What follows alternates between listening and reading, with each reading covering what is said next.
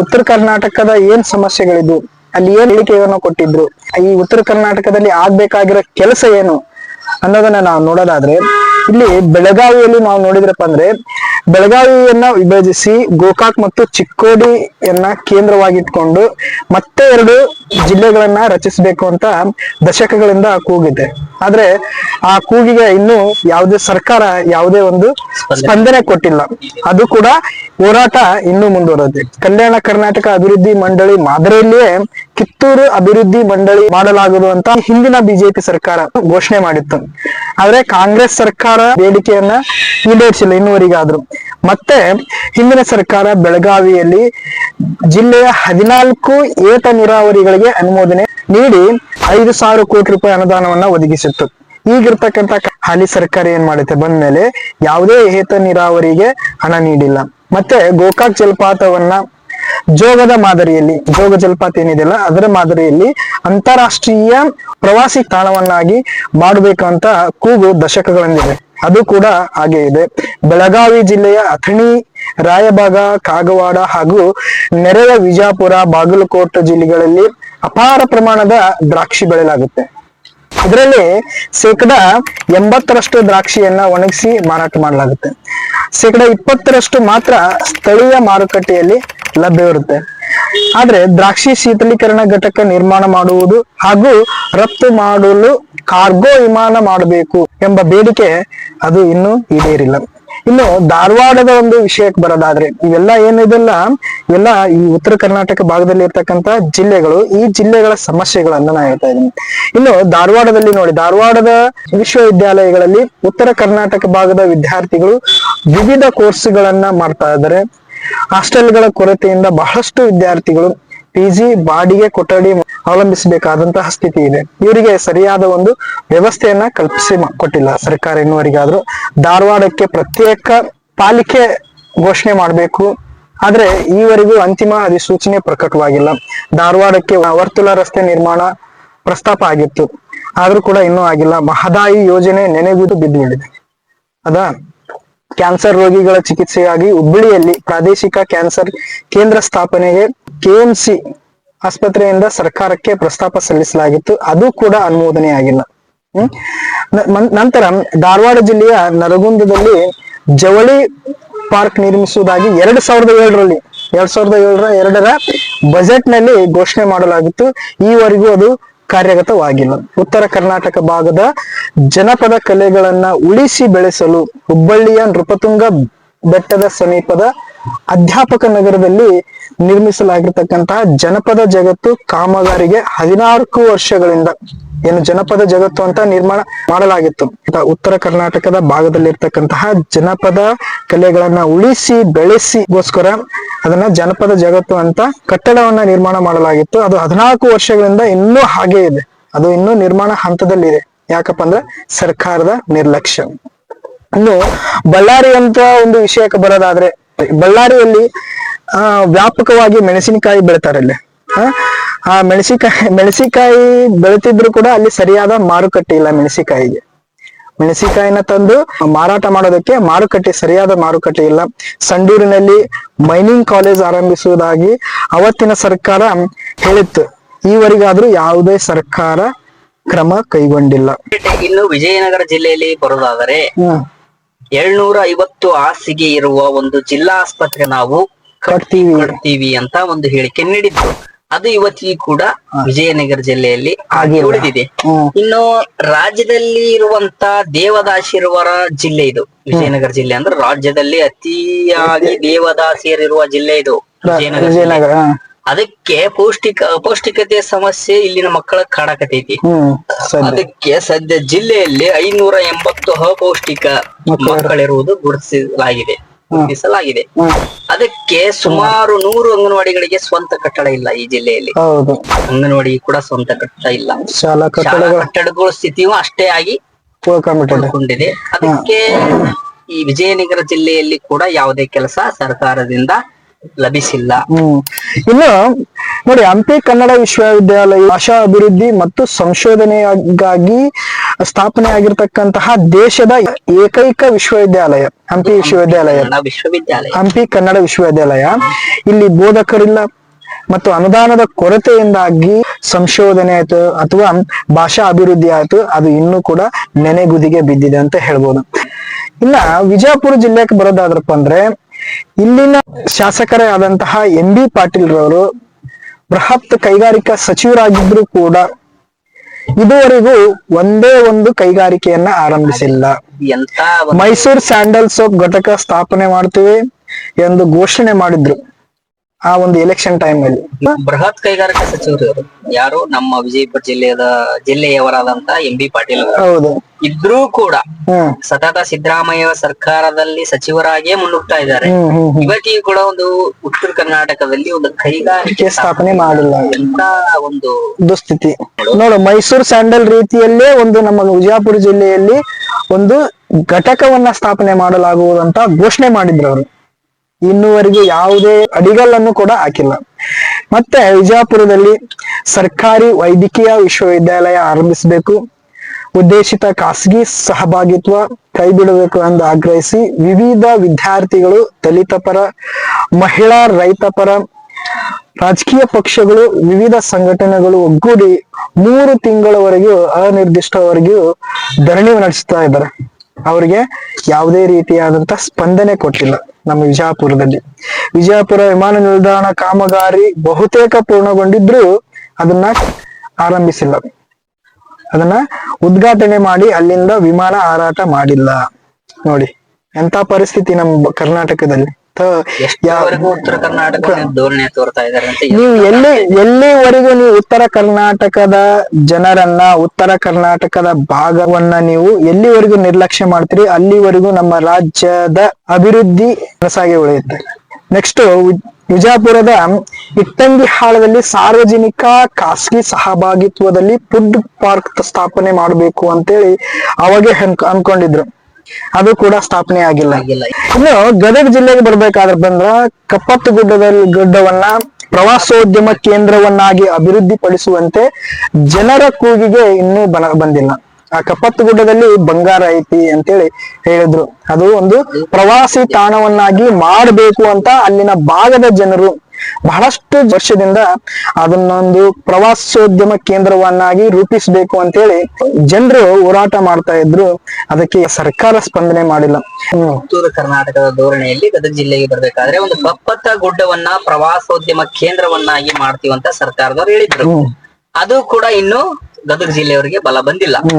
ಅದಕ್ಕೋಸ್ಕರ ಇನ್ನು ಗದಗ ಜಿಲ್ಲೆಯಲ್ಲಿ ಪ್ರವಾಸಿ ಕೇಂದ್ರಗಳ ಸಮಗ್ರ ಅಭಿವೃದ್ಧಿಗೆ ಅಧ್ಯಯನ ನಡೆಸಿದ್ರು ಅವರು. ಅಧ್ಯಯನ ನಡೆಸಿ 804 ಕೋಟಿ ಅಂದಾಜಿದು 804 ಕೋಟಿ ಅನುದಾನ ಬೇಕು ಅಂತ ಸರ್ಕಾರಕ್ಕೆ ವರದಿ ಕೊಟ್ಟಿದ್ರು ಅಂತ.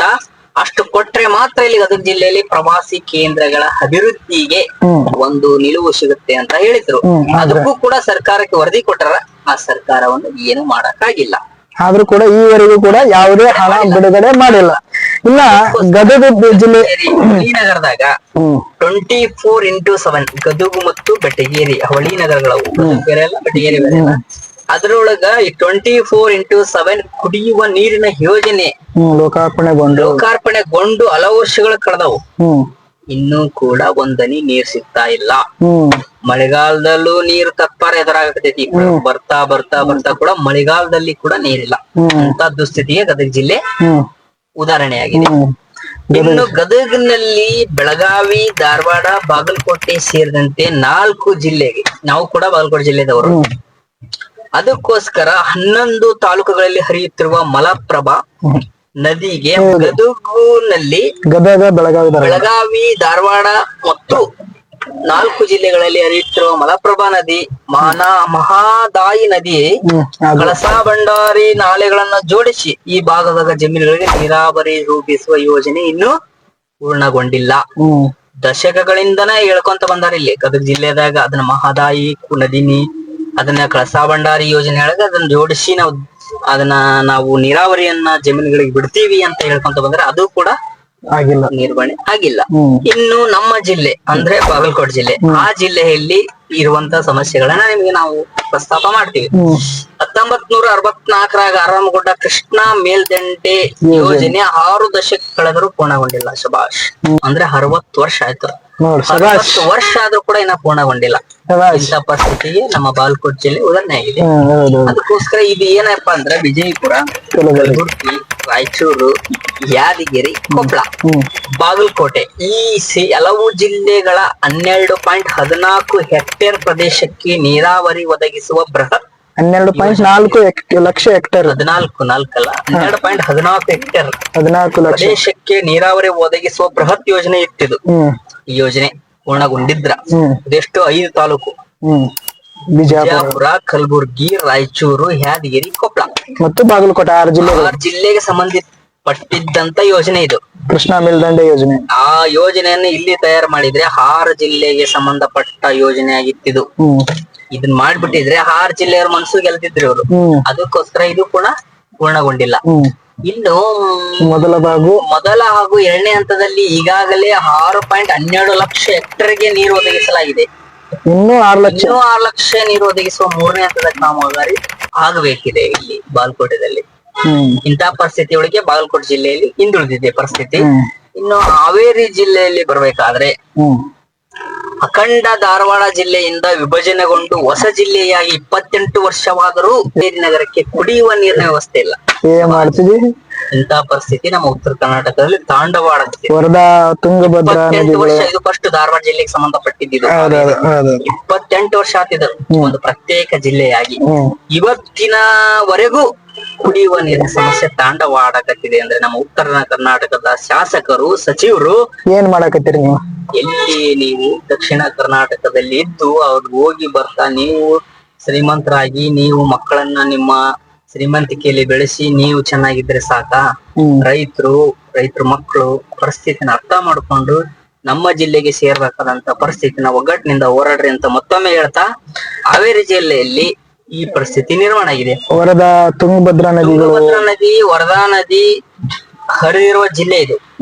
ಇದನ್ನು ನೀರನ್ನ ಸದ್ಬಳಕೆ ಮಾಡುವ ಯೋಜನೆಗಳು ಕೂಡ ಯಾವುದೇ ಯೋಜನೆ ಇಲ್ಲ. ತುಂಗಭದ್ರಾ ಇರ್ಬೋದು, ವರದಾ ನದಿ ಇರ್ಬೋದು, ಈ ನದಿ ಇದೇ ಜಿಲ್ಲೆಗೆ ಹರಿತೈತಿ.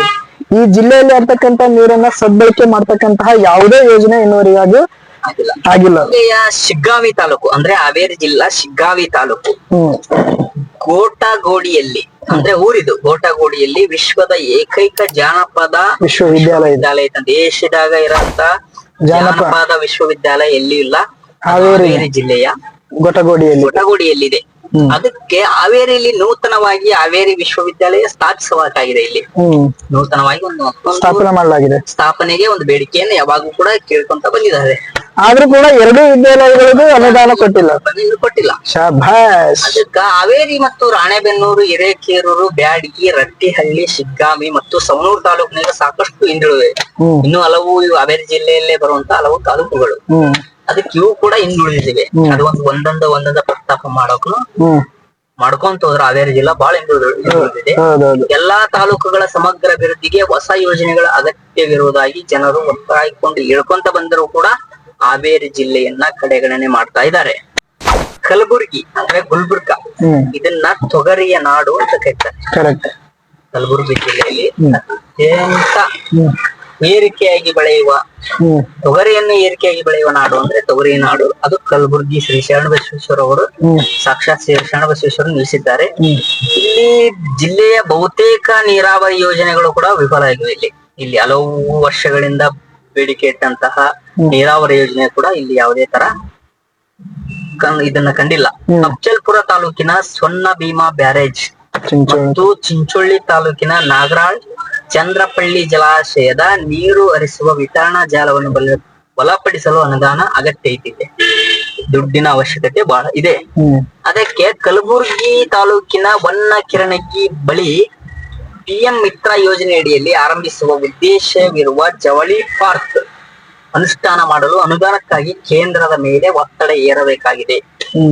ಇಲ್ಲಿ ಒಂದು ಕೂಡ ಏನದ ಹೆಸರು ವನ್ನಕಿರಣಗಿ PM ಮಿತ್ರ ಯೋಜನೆ ಅಡಿಯೊಳಗ ಕೇಂದ್ರಕ್ಕೆ ನಾವು ಅಲ್ಲಿ ತೋರಿಸ್ಬೇಕು. ಕೇಂದ್ರ ಬಗ್ಗೆ ನಾವು ಪ್ರಸ್ತಾಪ ಮಾಡಿದ್ರೆ ಅವರು ಅನುದಾನದ ಅಗತ್ಯ, ಅದಕ್ಕೂ ಕೂಡ ಒತ್ತಡ ಇರಬೇಕಾಗಿದೆ.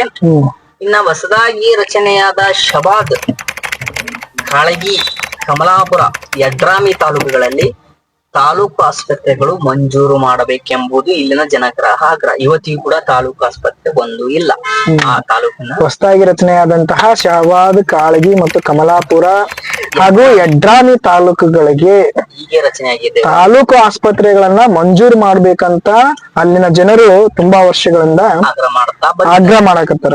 ಬಟ್ ಇನ್ನುವರೆಗೆ ಆದ್ರಿಲ್ಲ. ನೆಕ್ಸ್ಟ್ ಕೊಪ್ಪಳಕ್ಕೆ ಬರೋದಾದ್ರೆ ನಮ್ಮ ನೆರೆಯ ಜಿಲ್ಲೆ ಕೊಪ್ಪಳ, ಕೊಪ್ಪಳದಲ್ಲಿ ಇರಕ್ಕಂತ ಈ ಕಂಪನಿಗಳಿಂದ ಇರುವಂತಹ ಕಾರ್ಖಾನೆಗಳಿವು ಯಾವ್ಯಾವ ಅಂದ್ರೆ ಅವು Kirloskar, Baldota, Kalyani Steel, Mukand Sumi, X India ಕಾರ್ಖಾನೆಗಳದವ ಕೊಪ್ಪಳ ಸಮೀಪ. ಆ ಕಾರ್ಖಾನೆಗಳನ್ನ ವಿಸ್ತರಣೆ ಮಾಡಲಾಗ್ತದೆ. ಆರಂಭವಾದರೆ ಜಿಲ್ಲಾ ಕೇಂದ್ರ ಧೂಳುಮಯ ಆಗುತ್ತೆ. ಆರಂಭ ಆಗಿದೆ ಅಲ್ಲಿ, ಬಟ್ ಅದನ್ನ ವಿಸ್ತರಣೆ ಮಾಡಾಕತ್ತಾರ ಅವರು. ವಿಸ್ತರಣೆ ಮುಂದಾಗಿದ್ದು ಆ ಕಾರ್ಖಾನೆಗಳು ವಿಸ್ತರಣೆಗೆ ಮುಂದಾದ್ರ 20 ಹಳ್ಳಿಗಳು ಆಗಲೇ ನಲಿಗಿ ಹೋಗಿವೆ. ಅಲ್ಲಿ ಬರ್ತಕ್ಕಂತ ಧೂಳುಗಳಿಂದ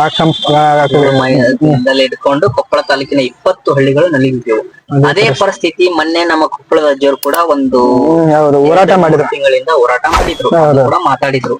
ಅಲ್ಲಿ ಹುಟ್ಟುವಂತ ಮಕ್ಕಳು ಕಿವುಡನೋ ಕುರುಡನೋ ಕುಂಠಿತವಾಗಿ ಕೈ ಕಾಲು ಆಮೇಲೆ ಹೃದಯ ಸಂಬಂಧಿತ ಕಾಯಿಲೆಗಳಿಂದ ಈ ತರ ಕಾಯಿಲೆಗಳಿಂದ ಹುಟ್ಟುತ್ತಾವ. ಮುಂದಿನ ಪೀಳಿಗೆ ನಮಗೆ ಬಹಳ ತೊಂದರೆ ಆಗುತ್ತ.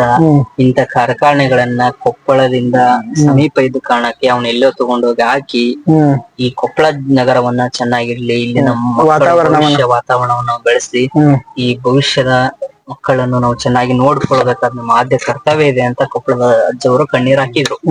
ಅದಕ್ಕೋಸ್ಕರ ಇದು ಕೂಡ ಸರ್ಕಾರದಲ್ಲಿ ಒಂದು ಬೇಡಿಕೆ ಇದೆ ಕೊಪ್ಪಳದಲ್ಲಿ. ಅದೇ ಜಿಲ್ಲಾ ಬಚಾವೋ ಆಂದೋಲನ ಸಮಿತಿ ಅನಿರ್ದಿಷ್ಟ ಅವಧಿ ಧರಣಿ ನಡೆಸಕತ್ತಿದ್ರು ಇವರು. ಜಿಲ್ಲೆಯ ಎಲ್ಲಾ ಪಕ್ಷಗಳ ಜನಪ್ರತಿಗಳು ಮುಖ್ಯಮಂತ್ರಿ ಸಿದ್ದರಾಮಯ್ಯ ಅವರನ್ನೇ ಈಗಾಗಲೇ ಭೇಟಿ ಆಗ್ಯಾರ. ಆಗಿ ಕೂಡ ಅದನ್ನ ವಿಷಯವನ್ನ ಪ್ರಸ್ತಾಪ ಮಾಡ್ಯಾರ. ಆದ್ರೆ ಸರ್ಕಾರದವರು ಇದನ್ನು ಅಷ್ಟೊಂದು ಗಂಭೀರವಾಗಿ ಪರಿಗಣಿಸಿಲ್ಲ. ಅದಕ್ಕ ಬಲ್ಲೋಟ ವಿಸ್ತರಣೆ ನಿಲ್ಲಿಸಬೇಕು ಎಂದು ಮೌಖಿಕವಾಗಿ ಹೇಳಿದ್ದಾರೆ, ಬರೆದನು ಕೊಟ್ಟಾರೆ ಇವರು. ಅದಕ್ಕೋಸ್ಕರ ಈ ಕುರಿತು ಸರ್ಕಾರ ಸ್ಪಷ್ಟ ನಿರ್ಧಾರ ಕೈಗೊಳ್ಳಬೇಕು, ಲಿಖಿತವಾಗಿ ಆದೇಶ ಹೊರಡಿಸಬೇಕೆಂದು ಜಿಲ್ಲೆಯ ಜನರ ಆಗ್ರಹ ಇದೆ ಇಲ್ಲಿ. ಅದಕ್ಕೋಸ್ಕರ ಆದಷ್ಟು ಬೇಗ ಆ ಕೆಲಸ ಆಗ್ಲಿ ಅಂತ ನಾವು ಕೂಡ ಹೇಳ್ತೀವಿ. ಇನ್ನು ತುಂಗಭದ್ರಾ ಜಲಾಶಯದಲ್ಲಿ ಅಂದಾಜು 30 TMC ಅಡಿಯಷ್ಟು ಹೂಳು ತುಂಬಿಕೊಂಡಿದೆ. 30 TMC ಅಡಿ ಹೂಳು ತುಂಬಿದೆ ತುಂಗಭದ್ರಾ ಜಲಾಶಯದ ಒಳಗ. ಜಲಾಶಯ ತುಂಬಿದ ಬಳಿಕ ವ್ಯರ್ಥವಾಗಿ ಹರಿಯುವ ನೀರು ನದಿ ಪಾಲಾಗುವ ಬದಲು ಸಂಗ್ರಹಿಸಲು ಜಿಲ್ಲೆಯ ಕನಕಗಿರಿ ತಾಲೂಕಿನ ನವಲಿ ಗ್ರಾಮದ ಬಳಿ ಸಮಾನಾಂತರ ಜಲಾಶಯ ನಿರ್ಮಿಸಲು 13,040 ಕೋಟಿ ಮೊತ್ತದ ಸಮಗ್ರ ಯೋಜನೆ ವರದಿ ಸಿದ್ಧಪಡಿಸಲಾಗಿದೆ. ನೋಡ್ರಿ, ತುಂಗಭದ್ರಾ ಜಲಾಶಯದ ನೀರ್ನೆಗೂ ಆಂಧ್ರದ್ದು ತೆಲಂಗಾಣ ರಾಜ್ಯದ ಪಾಲೈತಿ. ಆ ರಾಜ್ಯಗಳಿಂದ ಸ್ಪಂದನೆ ಸಿಗದ ಕಾರಣ ಯೋಜನೆ ಕಾರ್ಯರೂಪಕ್ಕೆ ಇವತ್ತಿಗೂ ಬಂದಿಲ್ಲ. ನಮ್ಮ ಸರ್ಕಾರ ಆಂಧ್ರ ಸರ್ಕಾರದ ಜೊತೆಗೆ ಅಥವಾ ತೆಲಂಗಾಣ ಸರ್ಕಾರದ ಜೊತೆಗೆ ಮಾತುಕತೆ ನಡೆಸಿ ಈ ಕ್ರಮವನ್ನ ಕೈಗೊಳ್ಬೇಕು. ಆದಾಗ ಮಾತ್ರ ಈ ಸಮಸ್ಯೆವನ್ನ ಅವರು ತುಂಗಭದ್ರಾ ಜಲಾಶಯದಲ್ಲಿ ಅಂದಾಜು 30 TMC ಅಡಿಯಷ್ಟು ಹೂಳು ತುಂಬಿಕೊಂಡಿದೆ. ಹೂಳು ಅಂದ್ರೆ ಗೊತ್ತಲ್ಲ, ಹೂಳು ಅಂದ್ರೆ ಮಣ್ಣು. ಆಮೇಲೆ ಅದಕ್ಕೆ ಕೊಪ್ಪಿ ಜೊಂಡು. ಅಂದ್ರೆ ಈ ಜಲಾಶಯ ತುಂಬಿದ ಬಳಿಕ ಅಲ್ಲಿ ವೇಸ್ಟ್ ಆಗ್ತಕ್ಕಂತ ವೇಸ್ಟ್ ಆಗಿ ಇರ್ತಕ್ಕಂತ ನೀರನ್ನ ನದಿ ಪಾಲಾಗೋ ಬದಲು ಅದನ್ನ ಸಂಗ್ರಹಿಸಿ ಕನಕಗಿರಿಯ ತಾಲೂಕಿನ ನವಲಿ ಗ್ರಾಮದಲ್ಲಿ ಅಲ್ಲಿ ಸಮಾಂತರ ಜಲಾಶಯ ನಿರ್ಮಾಣ ಮಾಡ್ಬೇಕಂತೇಳಿ 13,040 ಕೋಟಿ ರೂಪಾಯಿ ಸಮಗ್ರವಾದಂತಹ ವರದಿಯನ್ನ ಸಿದ್ಧಪಡಿಸಲಾಗಿತ್ತು. ಯೋಜನೆಯಲ್ಲಿ ಅಂದ್ರೆ ತುಂಗಭದ್ರಾ ಜಲಾಶಯ ಯೋಜನೆಯಲ್ಲಿ ಆಂಧ್ರ ಪ್ರದೇಶ ಹಾಗೂ ತೆಲಂಗಾಣ ರಾಜ್ಯಗಳು ಪಾಲನೆ ಹೊಂದಿದೆ. ಆ ರಾಜ್ಯಗಳಿಂದ ಸರಿಯಾಗಿ ಸ್ಪಂದನೆ ಸಿಗದ ಕಾರಣ ಇದನ್ನ ಕಾರ್ಯರೂಪಕ್ಕೆ ತರಲಾಗಿಲ್ಲ. ಸರ್ಕಾರ ಈ ನಿಟ್ಟಿನಲ್ಲಿ ಆಂಧ್ರ ಪ್ರದೇಶ ಮತ್ತು ತೆಲಂಗಾಣ ರಾಜ್ಯದ ಮುಖ್ಯಮಂತ್ರಿಗಳೊಂದಿಗೆ ಒಂದು ಸಮಾಲೋಚನೆಯನ್ನ ಮಾಡಿ ಅದಕ್ಕೆ ಸರಿಯಾದ ಒಂದು ಪರಿಹಾರವನ್ನ ಕೊಡಿಸ್ಬೇಕು ಅನ್ನೋದು ಕೊಪ್ಪಳ ಜಿಲ್ಲೆಯಲ್ಲಿರ್ತಕ್ಕಂತಹ ರೈತರ ಒಂದು ಕಳಕಳಿಯ ವಿನಂತಿ ಆಗಿರುತ್ತೆ. ಇಷ್ಟೇ ಅಲ್ಲ ಸ್ನೇಹಿತರೆ, ಬೀದರ್ ಇರ್ಬೋದು, ಯಾದಗಿರಿ ಇರ್ಬೋದು, ರಾಯಚೂರು ಇರ್ಬೋದು, ಈ ಎಲ್ಲಾ ಉತ್ತರ ಕರ್ನಾಟಕದ ಹಿಂದುಳಿದ ಜಿಲ್ಲೆಗಳು, ಇಲ್ಲಿ ಇಂಥವೇ ಹಲವಾರು ಸಮಸ್ಯೆಗಳು ಅದಾವ. ಸೊ ಸ್ನೇಹಿತರೆ, ನಾವು ಏನ್ ಹೇಳಕತ್ತೀವಪ್ಪ ಅಂದ್ರೆ ಈ ಭಾಗದಿಂದ ಆರಿಸಿ ಹೋದಂತ MLA ಗಳಿರ್ಬೋದು, MP ಗಳಿರ್ಬೋದು, ಇವರು ವಿಧಾನಸಭೆಯಲ್ಲಿ ಮತ್ತು ಸಂಸತ್ತಿನಲ್ಲಿ ಉತ್ತರ ಕರ್ನಾಟಕದ ಭಾಗದ ಸಮಸ್ಯೆಗಳನ್ನ ಪರಿಹಾರ ಮಾಡೋದಕ್ಕೆ ಏನೆಲ್ಲ ಕ್ರಮಗಳನ್ನ ತಗೊಳ್ಬೇಕು, ಸಂಸತ್ತಿನಲ್ಲಿ ಈ ಒಂದು ಸಮಸ್ಯೆಗಳನ್ನ ಪ್ರಸ್ತಾಪ ಮಾಡಿ ಕೇಂದ್ರದ ಮೇಲೆ ಒತ್ತಡವನ್ನ ಏರಿ ಈ ಭಾಗಕ್ಕೆ ಬೇಕಾದಂತ ಅನುದಾನವನ್ನು, ಈ ಭಾಗವನ್ನ ಅಭಿವೃದ್ಧಿ ಮಾಡೋದಕ್ಕೆ ಬೇಕಾದಂತ ಅನುದಾನವನ್ನ ತೆಗೆದುಕೊಂಡು ಬಂದು ಇಲ್ಲಿ ಅಭಿವೃದ್ಧಿ ಕೆಲಸವನ್ನ ಮಾಡಬೇಕು. ಅಷ್ಟೇ ಅಲ್ಲ, ಈ ಭಾಗದಲ್ಲಿ ಇರ್ತಕ್ಕಂತ ಯುವಕರು, ಶಿಕ್ಷಣವಂತ ಯುವಕರು ಕೆಲಸವನ್ನ ಅರಿಸಿ ಬೆಂಗಳೂರು, ಮಂಗಳೂರು ಅಂತ ಸಿಟಿಗೆ ಹೋಗಕತ್ತಾರ. ಇವರ ಒಂದು ವಲಸೆಯನ್ನ ತಡೆಯೋದಕ್ಕೋಸ್ಕರ ಈ ಭಾಗದಲ್ಲಿ ಸಾಫ್ಟ್ವೇರ್ ಕಂಪನಿಗಳನ್ನ ಸ್ಥಾಪನೆ ಮಾಡಬೇಕು, ಕಾರ್ಖಾನೆಗಳನ್ನ ಸ್ಥಾಪನೆ ಮಾಡಬೇಕು, ಅಗತ್ಯವಾದಂತಹ ಉದ್ಯೋಗವನ್ನ ಸೃಷ್ಟಿ ಮಾಡಿ ಇದೇ ಅವರು ಇದ್ದಂತಹ ಜಾಗದಲ್ಲಿ, ಅವರು ಇದ್ದಂತಹ ಜಿಲ್ಲೆಯಲ್ಲಿಯೇ ಅವರಿಗೆ ಕೆಲಸವನ್ನ ದೊರಕಿಸಿಕೊಡುವಂತಹ ಅವಕಾಶಗಳನ್ನ ಸೃಷ್ಟಿ ಮಾಡಬೇಕು ಅಂತ ಈ ಒಂದು ವಿಡಿಯೋ ಮೂಲಕ ನಾವು ಕೇಳ್ಕೊಳ್ತಾ ಇದೀವಿ. ಇನ್ನೊಂದು, ಈಗ ನಮ್ಮ ಕರ್ನಾಟಕ ಅಂದ್ರೆ ಅಖಂಡ ಕರ್ನಾಟಕ, ಇಲ್ಲಿ ಉತ್ತರ ಕರ್ನಾಟಕ, ದಕ್ಷಿಣ ಕರ್ನಾಟಕ ಅಂತ ಇತ್ತೀಚೆಗೆ ಬಂದಿದೆ. ಯಾಕಂದ್ರೆ ನಮ್ಗೆ ಅಖಂಡ ಕರ್ನಾಟಕವನ್ನ ಒಡಿಬಾರದು ಅಂತ ಆಸೆ ಇದೆ. ಈ ಎಲ್ಲ ಮಲತಾಯಿ ಧೋರಣೆಯಿಂದಾಗಿ ಈ ಒಂದು ಕರ್ನಾಟಕ ಭಾಗದ ಅಭಿವೃದ್ಧಿ ಕಾಣದ ಒಂದು ಕಾರಣವಾಗಿ ನಾವು ಉತ್ತರ ಕರ್ನಾಟಕದ ಒಂದು ಸಪರೇಟ್ ಉತ್ತರ ಕರ್ನಾಟಕ ಎಂಬುದನ್ನ ಪ್ರತ್ಯೇಕ ರಾಜ್ಯವನ್ನಾಗಿ ಮಾಡುವ ಧೋರಣೆ. ನಮಗೆ ಉತ್ತರ ಕರ್ನಾಟಕ ಬೇರೆ ಅಲ್ಲ, ದಕ್ಷಿಣ ಕರ್ನಾಟಕ ಬೇರೆ. ದಕ್ಷಿಣ ಕರ್ನಾಟಕ ಉತ್ತರ ಕರ್ನಾಟಕ ಸೇರಿದ್ರೆ ಅದು ಅಖಂಡ ಕರ್ನಾಟಕ ಆಗುತ್ತೆ. ನಾವು ಯಾಕೆ ಈಗ ಉತ್ತರ ಕರ್ನಾಟಕ ರಾಜ್ಯವನ್ನ ಪ್ರತ್ಯೇಕ ರಾಜ್ಯವಾಗಿ ಕೇಳಕತ್ತೀವಿ ಅಂದ್ರೆ, ಈ ರೀತಿ ಮಲತಾಯಿ ಧೋರಣೆಯನ್ನ ತೋರಿಸ್ತಿರೋದ್ರಿಂದ ನಾವು ಉತ್ತರ ಕರ್ನಾಟಕವನ್ನ ಪ್ರತ್ಯೇಕ ರಾಜ್ಯ ಮಾಡಬೇಕು ಅಂತ ಕೇಳ್ತಾ ಇದೆ. ಆದ್ರೆ ನಮಗೆ ಯಾವುದೇ ಮೂಲ ಉದ್ದೇಶ ಇಲ್ಲ ಕರ್ನಾಟಕವನ್ನ, ಅಖಂಡ ಕರ್ನಾಟಕವನ್ನ ಒಡಿಬೇಕಂತ. ಇಲ್ಲಿಗೆ ಬೇಕಾದಂತಹ ಅಭಿವೃದ್ಧಿ ಕೆಲಸಗಳನ್ನ ಮಾಡ್ರಿ ಅಷ್ಟೇ. ನಮಸ್ಕಾರ. ನಮಸ್ಕಾರ.